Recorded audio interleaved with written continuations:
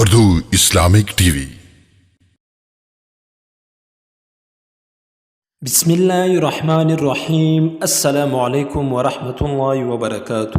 Urdu Islamic T V پر آپ حضرات کو خوش آمدید کہتے ہیں۔ میں ایک دفعہ پھر آپ کی خدمت میں حاضر ہوا ہوں ایک نئی ویڈیو کے ساتھ۔ اگر آپ ہمارے چینل پر نئے اور ہمارے چینل کو سبسکرائب نہیں کیا تو ہمارے چینل کو سبسکرائب کریں اور بیل آئیکن کو بھی ضرور دبائیں تاکہ ہماری ہر نئی ویڈیو بروقت آپ تک پہنچ سکے۔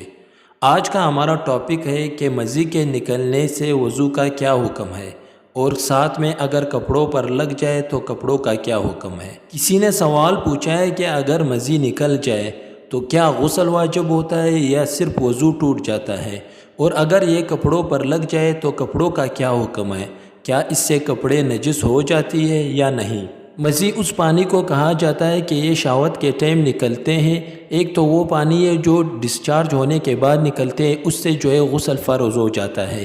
یہ صرف جب بندے کو شہوت آ جاتی ہے تو یہ ٹرانسپیرنٹ قسم کی پانی ہوتی ہے تو یہ نکلتے ہی اس سے صرف وضو ٹوٹ جاتا ہے، اس سے غسل واجب نہیں ہوتا۔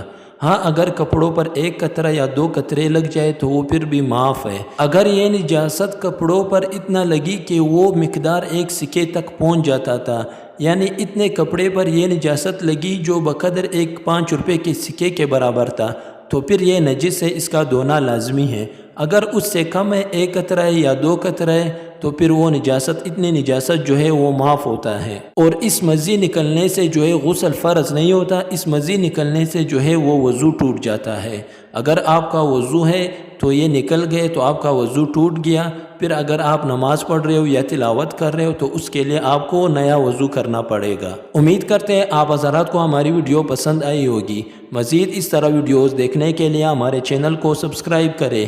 تب تک کے لیے اجازت دیجیے، پھر ایک اور نئی ویڈیو کے ساتھ ملاقات ہوگی۔ اللہ حافظ۔